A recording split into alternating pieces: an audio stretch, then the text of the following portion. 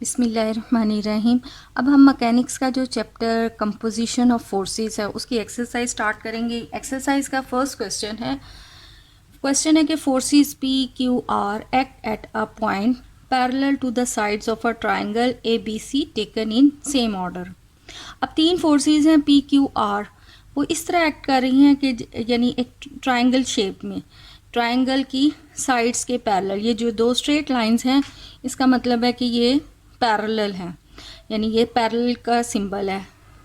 The sides of a triangle A B C के along act कर रही हैं टेकन इन सेम ऑर्डर, यानी तीनों की डायरेक्शन जो है वो ऑर्डर सेम है, या यानी कि क्लॉकवाइज होंगी या एंटी क्लॉक, तीनों forces. Show that the magnitude of the resultant is this. अब इन तीनों फोर्सेस का रिजल्टेंट हमने इसमें कैलकुलेट करना है। अब यानी ये हमारे पास एक ट्राइंगल है ए बी सी और तीन फोर्सेस हमने ली हैं पैरेलल टू दिस साइड्स। ये force P along BC, force Q along AC और फोर्स R अलोंग AB। अब तीनों फोर्सेस जो हैं वो एंटी क्लॉक ले लिए, सेम डायरेक्शन में, इन सेम ऑर्डर, एक ही उनका ऑर्डर सेम रहेगा। तो हमने यहाँ पर इनका क्लॉकवाइज रखा है, सॉरी एंटी क्लॉक है। तो अब हमने इनका जो है वो रिजल्टेंट कैलकुलेट करना है।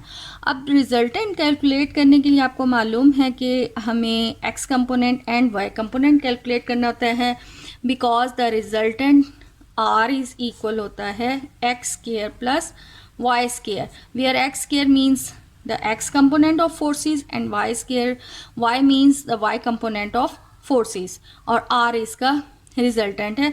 तो रिजल्टेंट की मैग्नीट्यूड इस तरह हम कैलकुलेट करते हैं। नाउ अब इसका सोल्यूशन के let the forces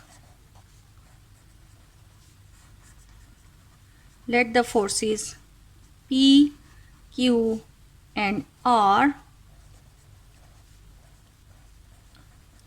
are acting at the point O parallel to the sides of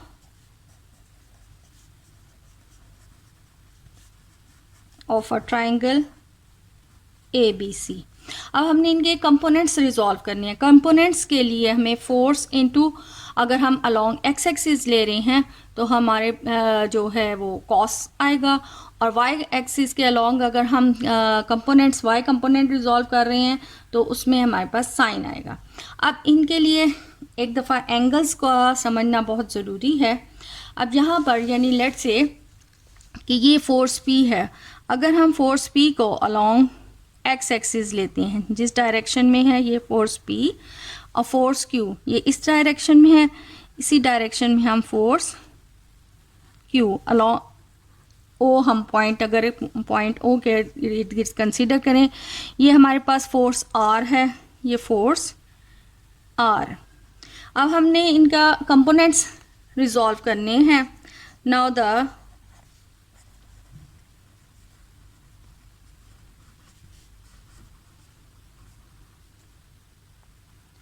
forces along x axis and along y axis, यानी हम पहले x कंपोनेंट ले लेते हैं, उसको कैपिटल X से शो किया। अब फोर्स P है, अगर हम ये कंसीडर करें कि force P along x axis है तो x एक्सिस के अलोंग फोर्स P का जो एंगल है वो 0 है। सो P cos 0 प्लस, अब यहाँ पर अगर ये हमारे पास एक फोर्स है ABC, ये उसका एंगल A है, ये एंगल B एंड ये angle C, and we know that कि along a straight line angles का सम जो है वो 180 होता है। अब एक्स एक्सिस अगर हम ये P को कंसीडर कर रहे हैं तो Q जो एक्स एक्सिस के साथ एंगल बना रहा है वो पूरा यहाँ से यहाँ तक है। तो चूँकि ये हमारे पास स्ट्रेट लाइन में एंगल 180 है, और ये अगर एंगल C हम इसमें से माइनस कर दें तो ये एंगल वैल्यू आ जाती है, that will B 180 minus C। इसी तरह फोर्स R, ये फोर्स R यू डाउनवर्ड आ रही है, हमने यहाँ पर ये कैलकुलेट ड्रॉ किया है। तो अगर हम फोर्स R को देखें तो फोर्स आर जो है वो एक ये अलोंग एक्स एक्सिस पूरा यहाँ से यहाँ तक जो है वो 180 है, प्लस ये एंगल आ जाता है। और ये एंगल चूँकि बी है इसलिए दो स्ट्रेट लाइन से अब आपस में कट करती हैं तो उनके ऑपोजिट एंगल्स की वैल्यू सेम होती है। इसकी चूँकि ये बी है इसलिए ये भी एंगल बी है। तो हमने फोर्स जो आर है वो एक्स एक्सिस के साथ एंगल क्या बना रहा है, यहाँ से यहाँ तक पूरा 180 प्लस बी। इट मीन्स के वो अब ये हमारे पास जो आर है उसके लिए एक्स एक्सिस के साथ पूरा एंगल जो है वो 180 प्लस बी आ गया, 180 प्लस बी वैल्यू आ रही। अब हम कंपोनेंट्स अगर इनके रिजॉल्व करें तो x is equal P cos 0 plus Q cos. अब q का एंगल x एक्सिस का साथ है 180 minus C plus force r, third force हमारी r है, r का एंगल x एक्सिस के साथ r कॉस 180 प्लस b। अब हमने x कंपोनेंट कैलकुलेट कर लिया है, सिमिलरली y कंपोनेंट में हमारे पास यही सारी वैल्यूज़ होंगी, सिर्फ हमारे पास cos की बजाय साइन आ जाएगा। So we have p sine 0 plus q sine 180 minus C plus r sine 180 plus b। अब यहाँ पर हमने ये जो एंगल्स हैं उनको जो रिजॉल्व करना है, ये यहाँ पर देखें कि ये जो एंगल है first quadrant, second quadrant, third quadrant and fourth quadrant. First quadrant में आपको मालूम है कि ऑल पॉजिटिव होते हैं, सेकंड में साइन और इसका इन्वर्स जो है कोसिकेंट, एंड द थर्ड में टैन कॉट और फोर्थ में कॉस एंड सीकेंट जो है वो पॉजिटिव होता है। अब फर्स्ट क्वाड्रेंट में एंगल की वैल्यू 0 से 90 तक होती है और जो सेकंड क्वाड्रेंट है उसमें ये यहाँ से अगर यहाँ तक देखा जाए तो वैल्यू 180 तक है। तो 90 से लेकर 180, यानी अगर हम सेकेंड क्वाड्रेंट में 180 माइनस थीटा है, इसका मतलब है 180 में से कुछ कम हो रहा है, तो ऑब्वियसली जब 180 से कुछ कम हो रहा है तो वो सेकेंड क्वाड्रेंट में आ जाएगा।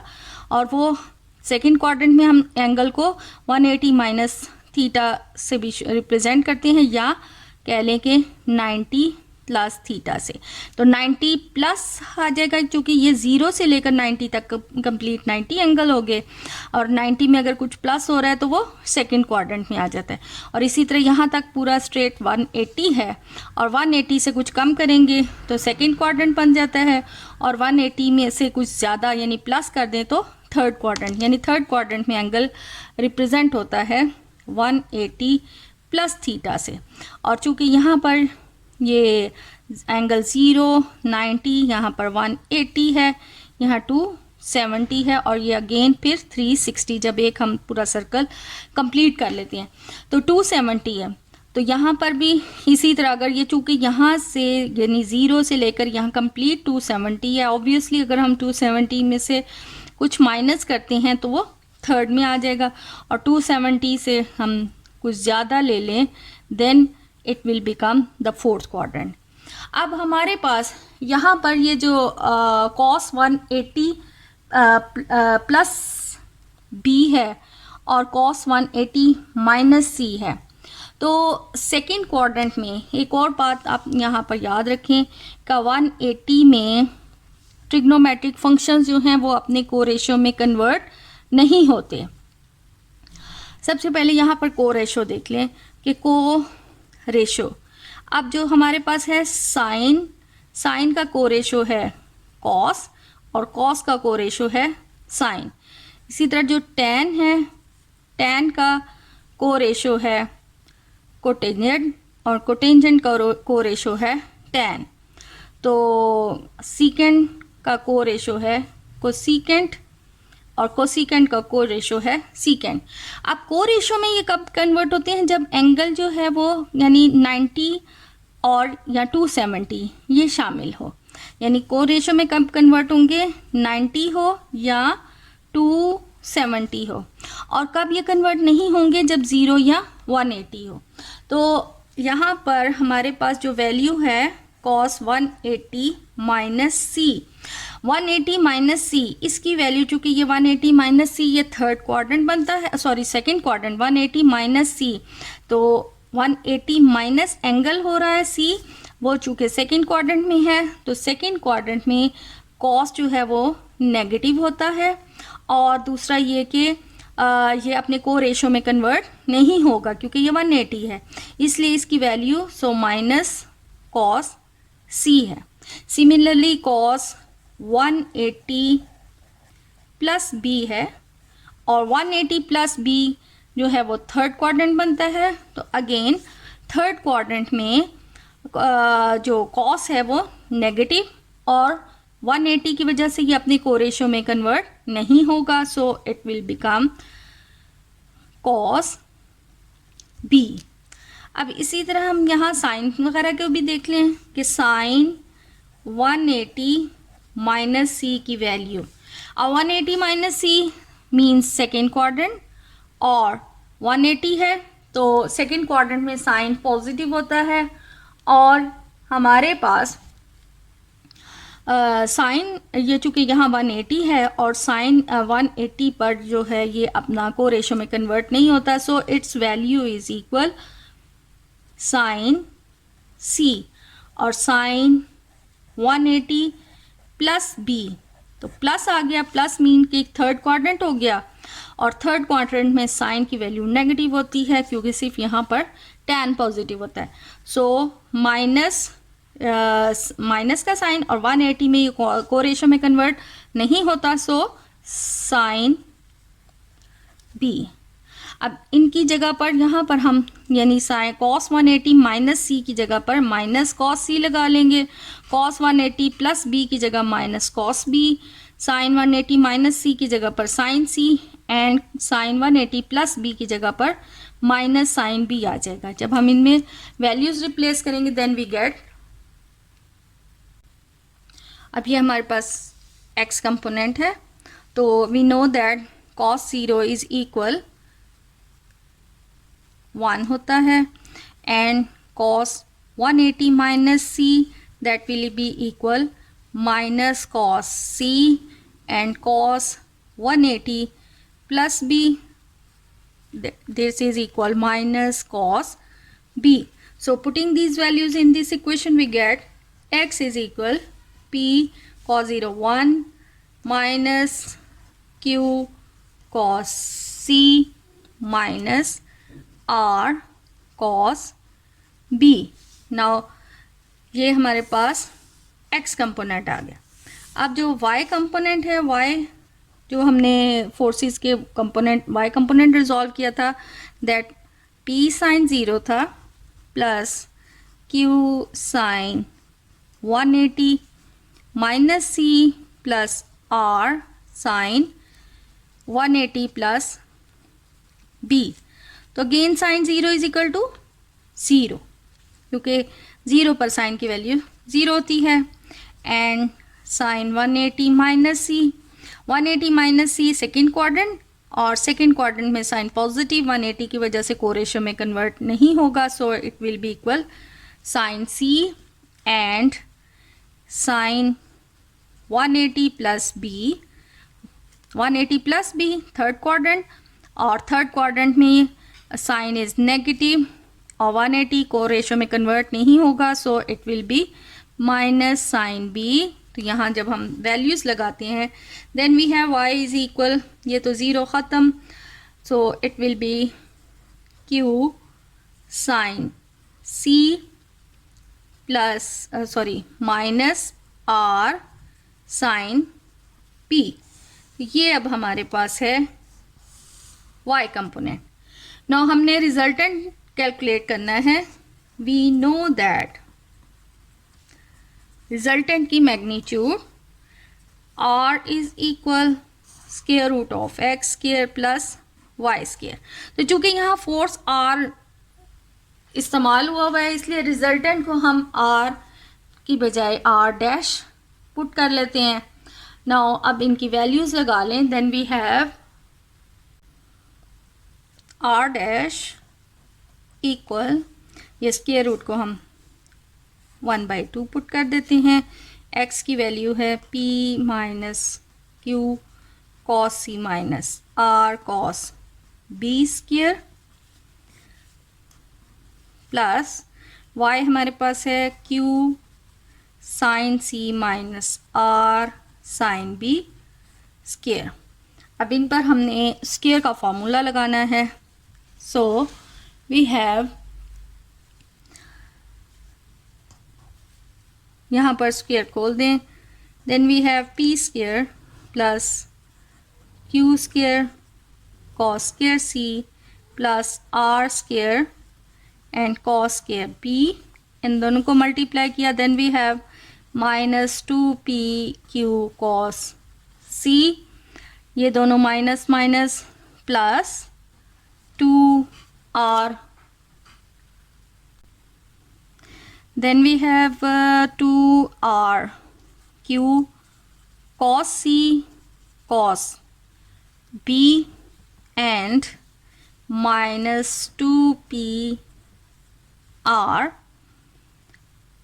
cos b। ये तो इसका स्क्वायर कंप्लीट हो गया। नाउ अब इसकी वैल्यू बनती है plus Q square sine square C plus R square sine square B minus 2 Q R sine C and sine B. अब यहाँ पर हमारे पास जो है पी स्क्वायर प्लस, अब यहाँ Q square cos square C है and we have Q square sine square C, so taking q square common we have cos square c plus sin square c. Similarly r square and the remaining value is cos square b और इधर plus sin square b, और यहाँ पर ये दोनों values different हैं, so minus 2pq cos c minus 2p r cos b, और यहाँ पर ये दोनों वैल्यूज़ में से माइनस 2r कॉमन और बाकी वैल्यू हमारे पास है cos b cos c minus, इसको प्लस कर दें, ये minus sine b and sine c, और कंप्लीट वैल्यू के ऊपर 1/2 है। वी नो दैट ये आइडेंटिटी बहुत मशहूर है, sine square theta plus cos square theta is equal to 1, so cos square C plus sine square C is equal 1 and cos square B plus sine square B is equal 1, so we have P square plus Q square plus R square because sine square theta plus cos square theta is equal 1 होता है। सो ये भी 1 ये भी 1, और बाकी हमारे पास value है minus 2pq cos C minus 2pr cos B, और यहाँ पर ये कॉस का एंगल बन रहा है cos B cos C minus sine B sign C. तो ये हमारे पास वी नो दैट जब यहाँ नेगेटिव है तो cos B cos C minus sine B and sine C, तो ये वैल्यू इक्वल होती है कॉस बी प्लस सी। जब यहाँ माइनस है तो यहाँ पर प्लस, जब यहाँ प्लस होगा तो यहाँ पर वैल्यू नेगेटिव होगी। सो ये अब हमारे पास बन जाता है plus 2r³ cos B plus C. अब यहाँ पर बाकी सारी वैल्यूज़ और पूरा 1/2, बाकी इतनी वैल्यूज़ तो जो एग्जैक्ट हमें कहा गया था कि इसका रिजल्टेंट कैलकुलेट करें, वो सारी वैल्यू आ गई सिवाय इसके।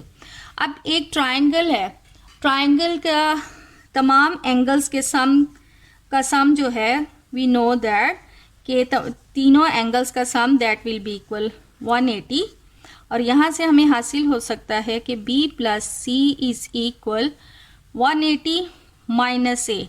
तो यहाँ पर हम अगर ये b प्लस सी की जगह पर वैल्यू लगा दें तो p plus Q square plus R square minus 2 P Q cos C minus 2 P R cos b, और यहाँ पर ये value plus 2 R Q cos b plus C की जगह 180 माइनस ए पावर 1/2, और अगेन 180 माइनस ए। अब ये फिर हमारे पास जो है वो सेकेंड क्वाड्रेंट बनता है, और 180 की वजह से ये अपने कोरेशो में कन्वर्ट नहीं होगा, यानी कॉस 180 माइनस ए की वैल्यू जो है that will be minus cos A.